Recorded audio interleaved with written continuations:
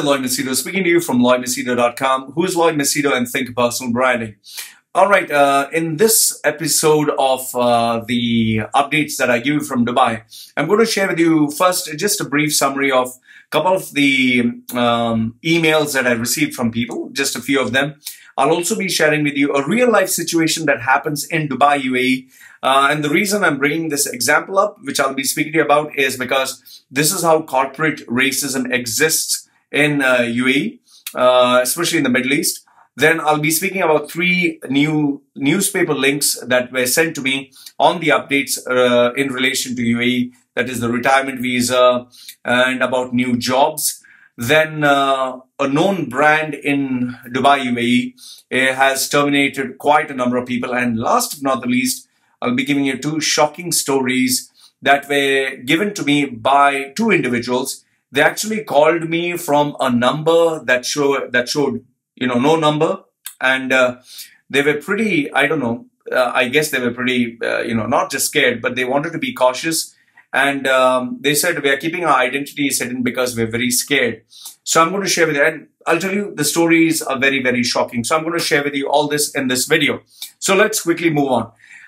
The first update that I want to give you is, I was pretty surprised this morning because I got 137 missed calls from places such as United States. I got one from Africa. I got a couple from Europe. I mean, there were so many, even Afghanistan, even Somalia. I just don't know who these numbers are. And the reason why I've put my phone on mute is because nowadays the calls have increased like crazy. I'm not able to get my sleep on time. And when I do sleep, if I get disturbed, then it's very hard for me to sleep again. So that is why I put my phones on mute. My request to you is, if you want to get in touch with me, please do not call me. Send me a WhatsApp message. And if in case you have a news report or you have something worthwhile to share with me, let me know what it is. But however, I request you, please do not call me to share with me your sob stories. I'm not interested. I'm being very frank and honest. I'm not interested in your sob stories.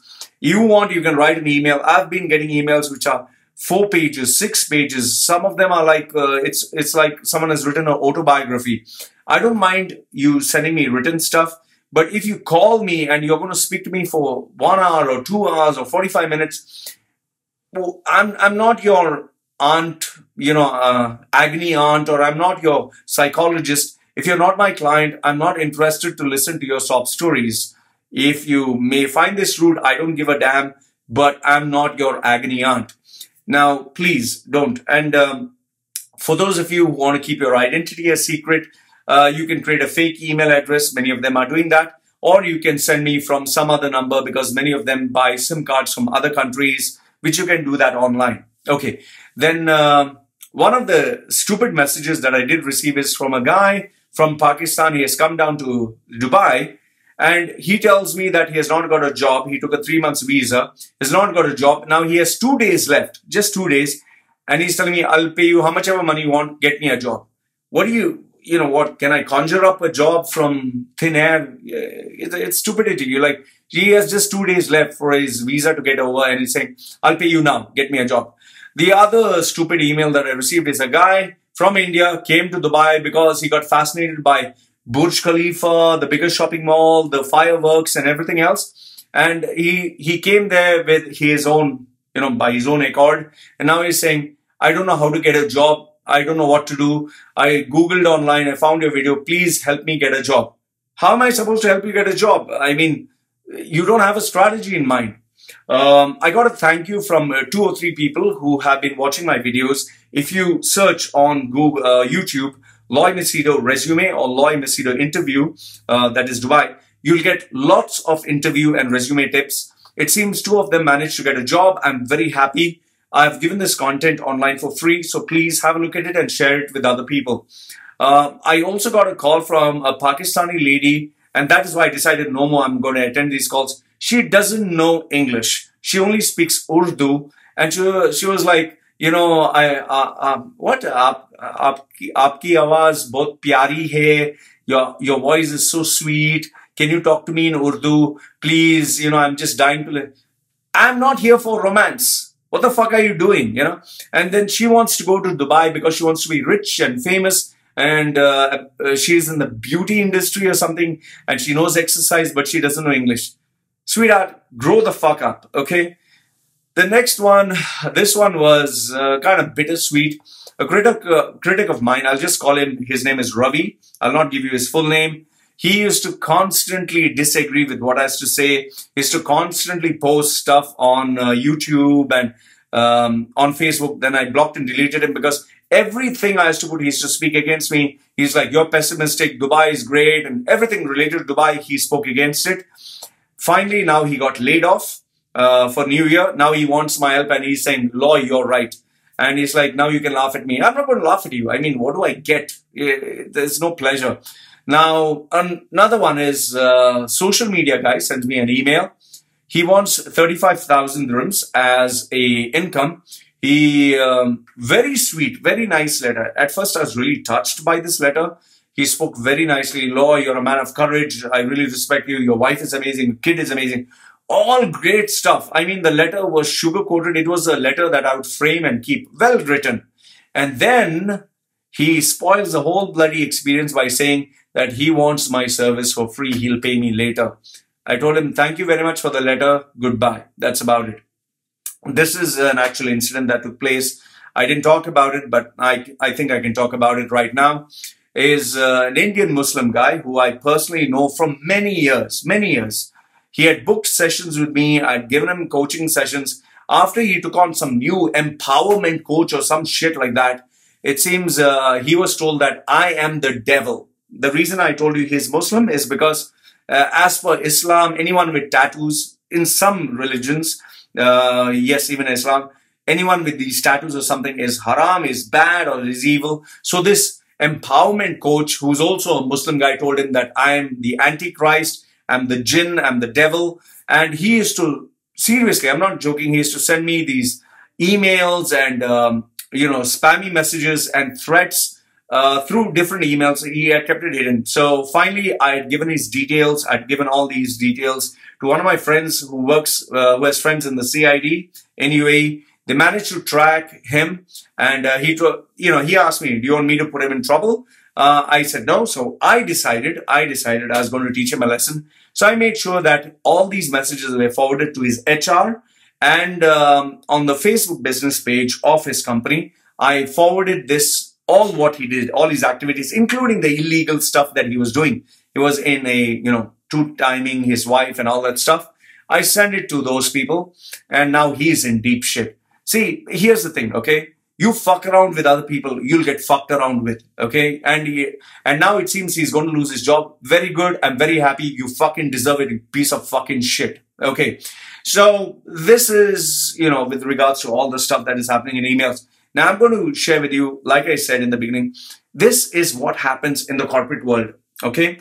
I came up with this episode because a friend of mine who works in an engineering company, will not give you his name, where the owners and the clients are big sheikhs, and it's very, very big projects. So whenever they deliver these projects, it's all the sheikhs who come there. So what he told me is, this is how a normal meeting goes.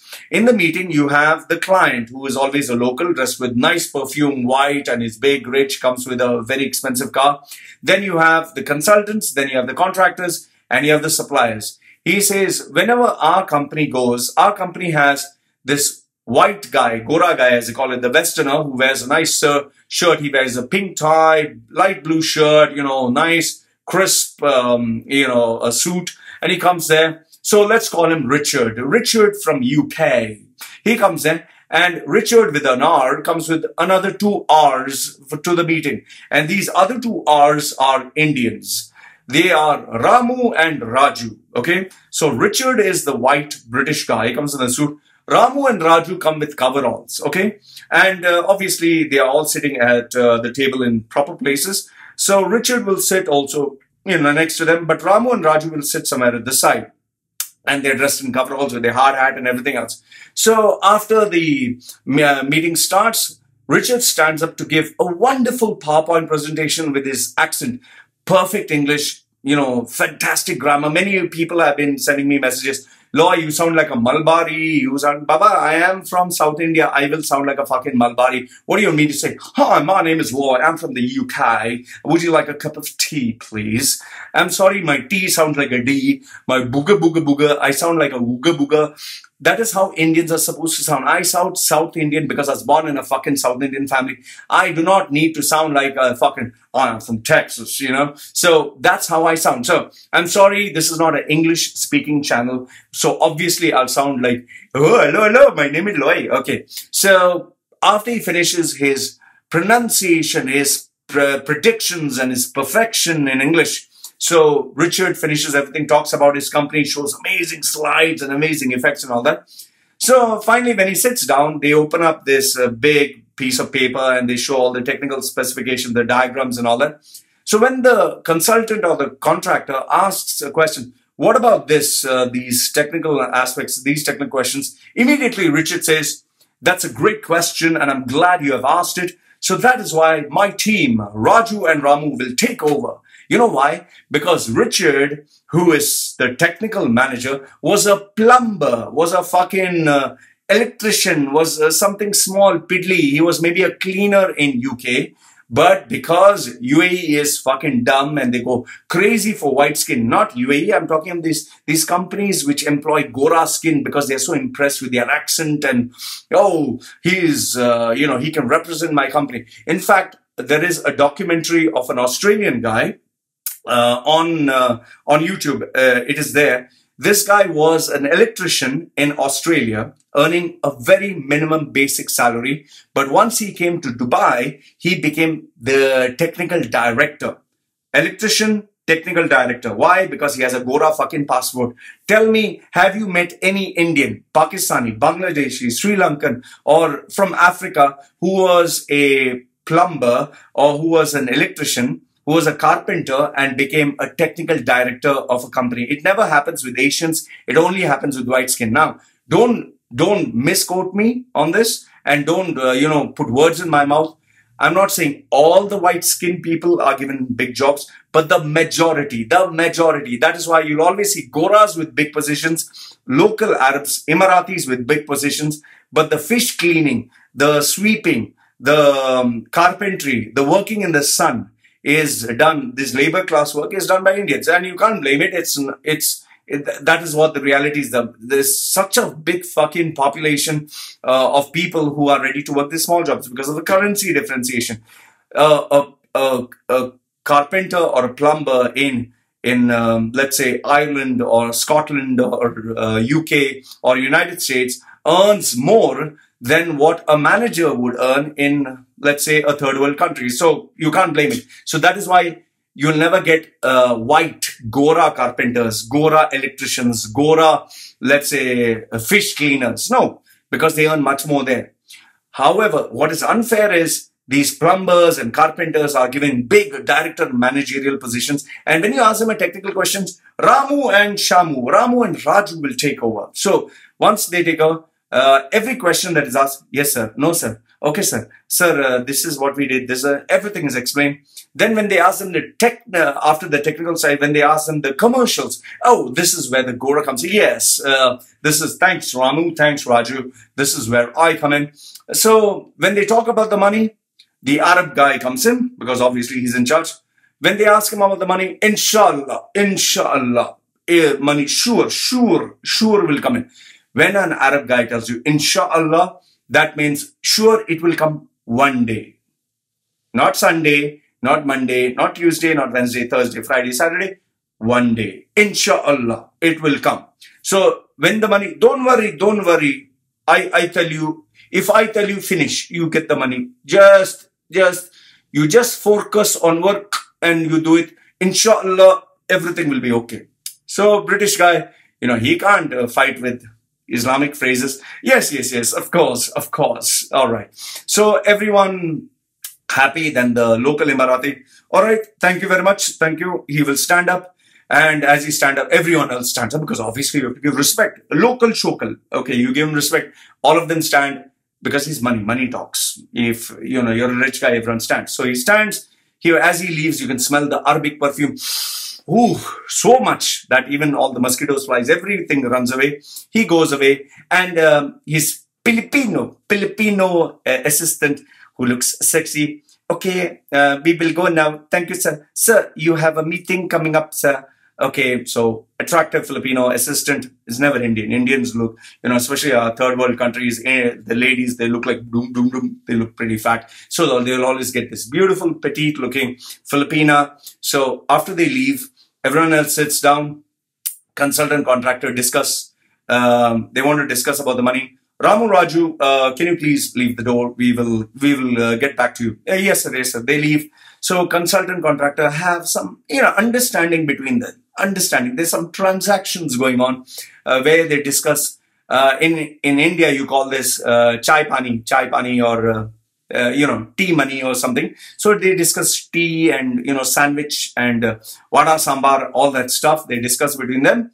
Then after that, they leave.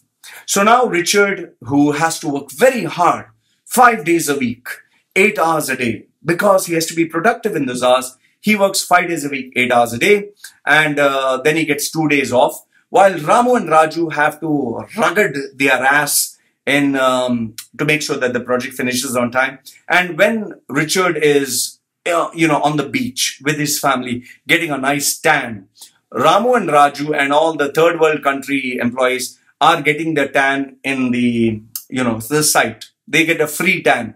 So Richard will be with his pina colada, and these poor guys will be with their masafi filled with tap water. Okay. So after the project is completed, with putting so much of pressure on these poor Indian fellows, on the day of the project delivery, Ramu and Raju are not allowed to come on the site. No, you don't. Richard will come on the site wearing his 3-piece suit because he has to shine. It's under his leadership that this project was completed on time. So he will be there, and all the Palestinian, Syrian, and all the dummy managers who speak Arabic, they'll also be there because they have to show the sheikh when the sheikh comes that they completed the projects. But none of the Indian, Pakistani, Bangladeshi, Sri Lankan laborers were there. None of those staff who actually worked, none of those engineers, they can stay at home. My friend, who is an engineer, who has worked hard, completed all these projects, delivered all these projects, he was always asked to stay at home. So these guys stood there.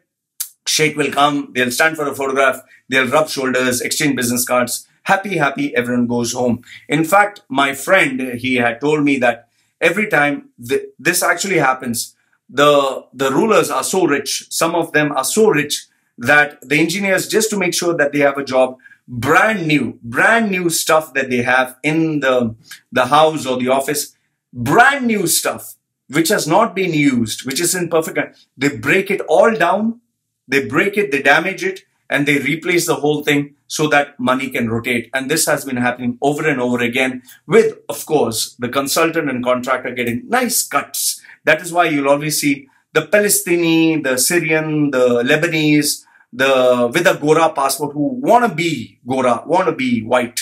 They will drive a Range Rover, expensive cars, which you wonder, how can they afford with such a salary? But they'll say hard work and vision and all that bullshit. Okay. Anyway, so that is the real life story of what is happening in the engineering field. And why did my friend suddenly decide to admit the truth and tell me what is happening?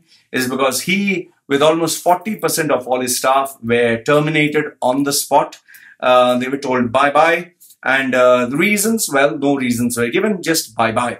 And the only people who were kept back were the ones who are warming the chair whenever the boss comes or whenever the owner comes, who speak Arabic. They have this particular mafia, as they call it. All of them are together. Okay. So apart from that, people always complain, no, you're not giving any good fucking news. How about giving some good news about Dubai? Let me give you some good news about Dubai. Congratulations. You have long-term visas for expats after New Year's, and expats will be able to stay for 5 years. You can stay for 5 years or 10 years, provided you put 2 million or 3 million and you show them that you have this money kept in the bank. Personally speaking, if I had 2 to 3 million, I would go to Cambodia or Philippines or Thailand or some third world country where I can stay for the rest of my life, spending maybe 30% of the same money that I spend in the Middle East. I can live with luxury, with a swimming pool, with a perfectly well-maintained apartment, which will cost me 70% less than what it cost me in Dubai, and I can stay for the whole life. So I don't know who would want to stay in UAE keeping 2 million or 3 million. So correct me if I'm wrong. This is the information that I've got from all these news. Now the problem is each newspaper claims something else.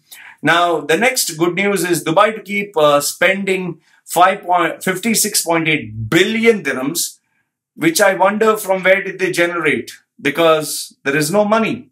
As far as I know from some of my contacts, there is no money in the, in the treasury. So how do you generate 56.8 billion? Well, you borrow or you try to attract investors, which doesn't seem to be happening. In fact, let me ask you this billion-dollar question. Can you show me one Expo 2020 project which is completed? I'm asking you, all those big buildings shaped like a falcon fish, shaped like a mushroom, shaped like whatever. Show me one project of Expo 2020 which is completed. These billion-dollar stadiums, these amazing high-tech, futuristic, virtual reality, robot-filled environments. Show me one, because I can't see any. I really can't see any. And none of them are completed. So I don't know. That's as far as prove me wrong. I'm saying prove me wrong. Okay. Instead of saying, oh, fake news, prove me wrong. Okay. Next one is, this is Khaleej Times. Now, Khaleej Times is good at comedy and humor. They gave this really funny update. Dubai to create 2,498 jobs for the 56.8 billion dirham budget. So please show me where are these jobs. 2,498. How did you get that number? Show me the list, which company, what salary. If you're talking of laborers working in the sun for 14 hours a day, 6 days a week, 10,000 laborers, that you need to specify. You're talking carpenters, you're talking electricians, that is the job, then specify. You're making it sound as if scientists and CEOs and directors are going to be getting these jobs. I'm sorry, I don't think so. So Dubai is apparently going to create 2,498 specific number jobs. Show me which company, show me what salary. Then I'll believe you. Others, until then, it's just bullshit news. Okay. Apart from that, retail giant Choithrams, which is a supermarket and supply chain.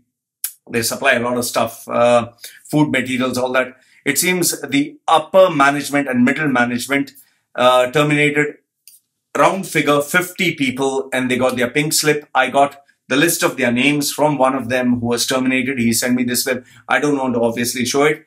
It seems the Abu Dhabi operation is closing down. Oman has already closed down. Hong Kong and United States is also shutting down. I didn't know they had an operation in the US. Anyway, now the next one is I got this really massive letter from a guy, an ex-employee of Miras, who's based in the United States.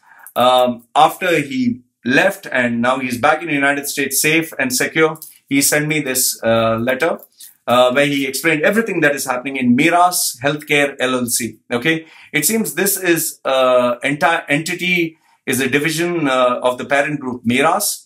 Holding company of Sheikh Mohammed is currently in $13 billion debt.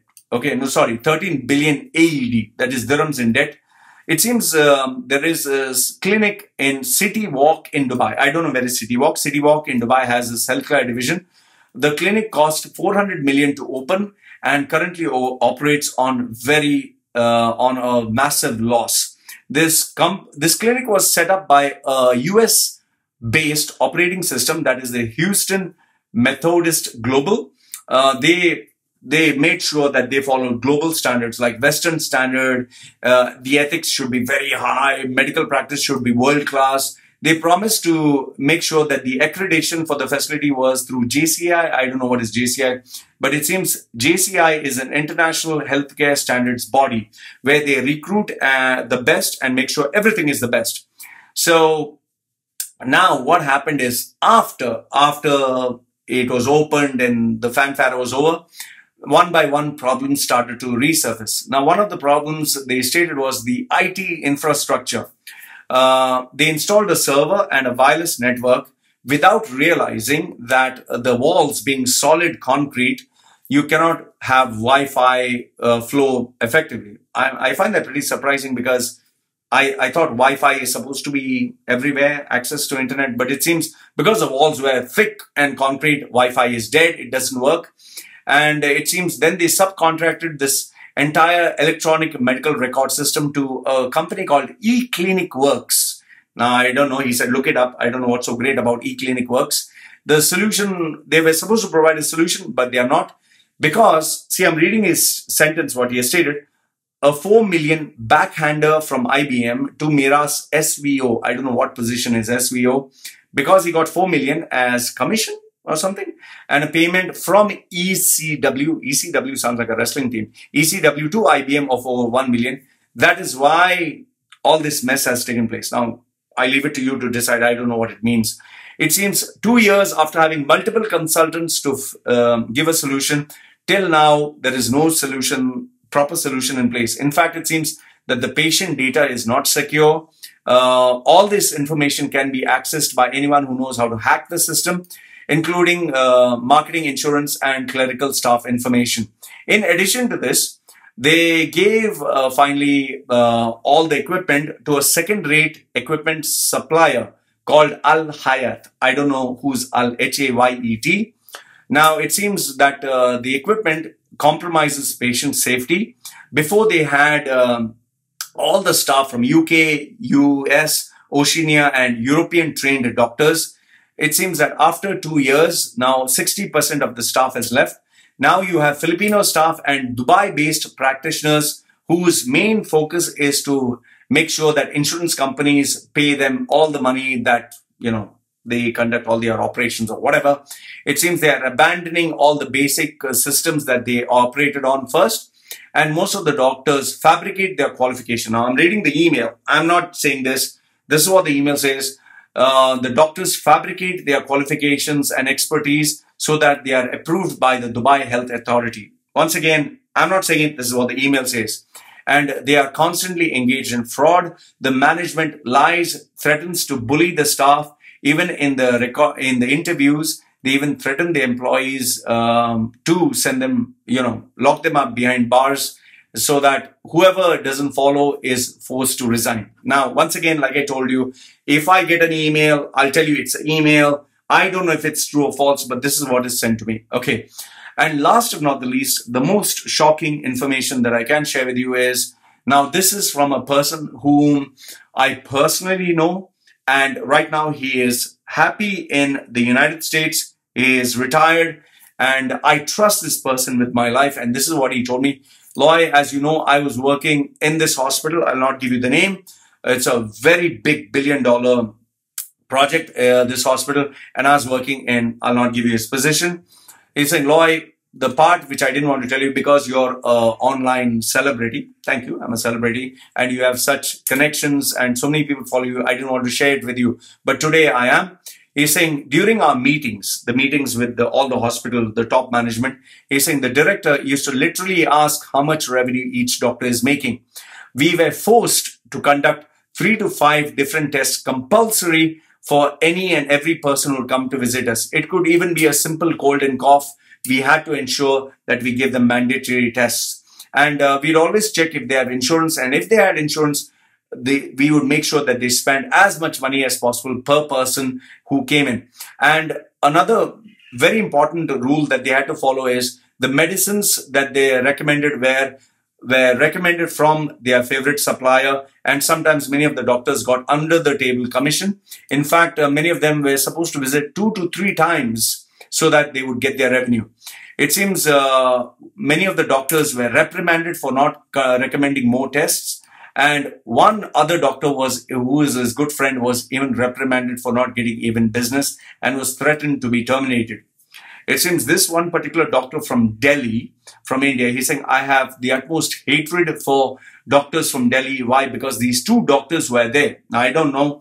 It seems 2 doctors, big guys from Delhi, they used to conduct surgeries for which they didn't have experience. And since they didn't have the proper expertise, they would still conduct the surgery just to make sure that they could demand more money from the insurance.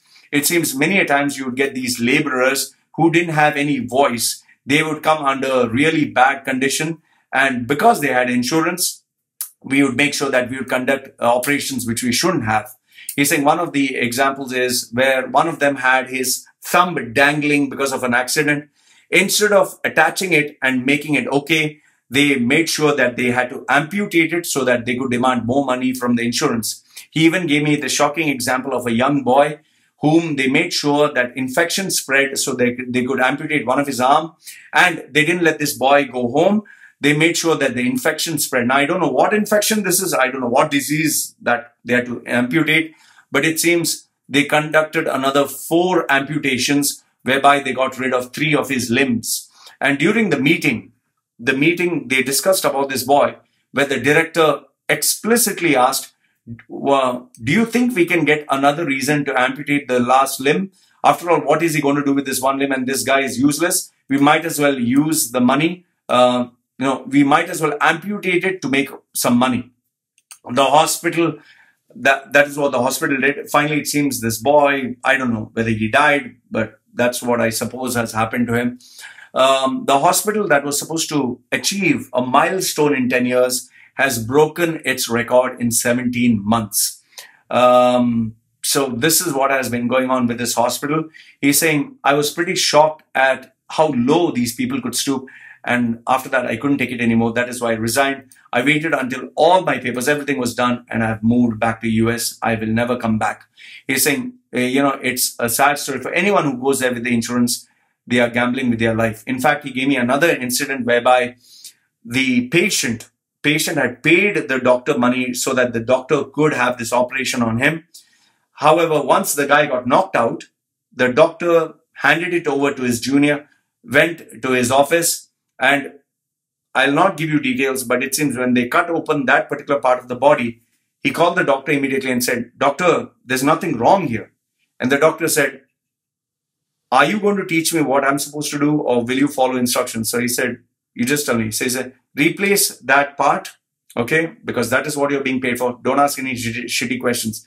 A perfectly working part of the body, perfectly working. They took it, put a machine, and they got rid of it. And he's saying, my conscience killed me as I was doing that. So this is the reality.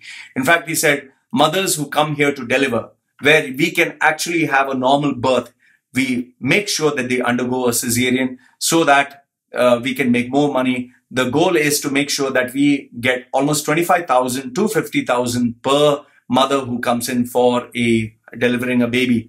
In fact, they are thought to ensure scare tactics, where after the baby is born, it is compulsory kept in an incubator where they have to pay 1,500 to even 5,000 dirhams a day.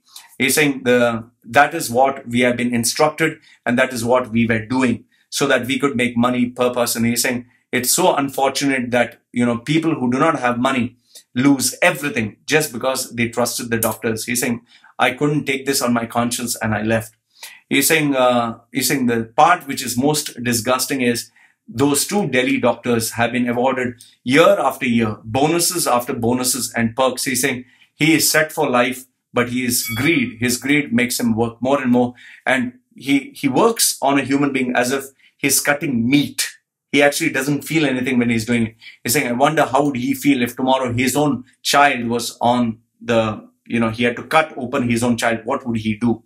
Would he play the same game? So guys who are based in the Middle East, if you think anyone in your family is going to go to the hospital, please either go to a doctor whom your family knows, whom you personally know. Otherwise, if you're going to any other doctor and you're trusting them, thinking that this sweet talking doctor is going to focus on your benefit, you're missing. I would say be afraid, be very afraid. Personally, one of my own examples is when I had my lower back injury, the doctor recommended a surgery for my lower back costing 110,000 dirhams. He said, you must cut open your lower back and do the operation. I refused to do it. Went to a yoga teacher, a proper guru. All he told me is, Lloyd, just sleep on the ground, sleep on the floor, and allow your lower back to rest. Don't sleep on a soft bed. Don't do any bodybuilding. Don't take any steroids. Just sleep on the floor. And he gave me some lower back exercise, lower back, very, very, less movement. You'd not believe my lower back got healed. and I was perfectly okay. In fact, to heal the pain on my knees and on my waist, because I used to do a very heavy squat, 200 kilos plus. I used to go barefoot walking, and that is how I healed myself. So I'm telling you, this is the danger of going to a doctor in the Middle East. They look at you as a piece of meat, as money, revenue, and that's how they will treat you. So this is the next bit of information that I received from people, the lay people from Dubai, UAE, and the Middle East. Please, like I say, if you think I've said something wrong, you tell me where I'm wrong. If you have something to contribute, please send me the emails. Like I told you, I have always promised you your details will be kept anonymous. However, please don't be stupid and send emails from your office phone or your office email address. Send it privately through either VPN or create a fake email account if you want. But if you can trust me, well, you can use your personal number and send me through WhatsApp.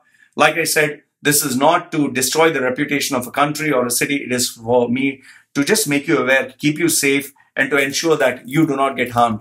And please, for those of you who want my services related to resume, interview, and getting jobs, okay, not guaranteed jobs, but coaching you through the process, you can get in touch with me. My details are put below, the WhatsApp number and the email. Send me a message through WhatsApp. That's the best way to get in touch with me. And last but not the least, if you'd like to contribute to this channel and like to support it, whatever, $5, $10, $15, $20, whatever, small amount, it really helps because I spend a lot of time researching and putting all this information together. I'd just like to say thank you for your support. This is Loy from LoyMachedo.com. Who's Loy Machedo and Think Personal Branding signing off for now. Take care.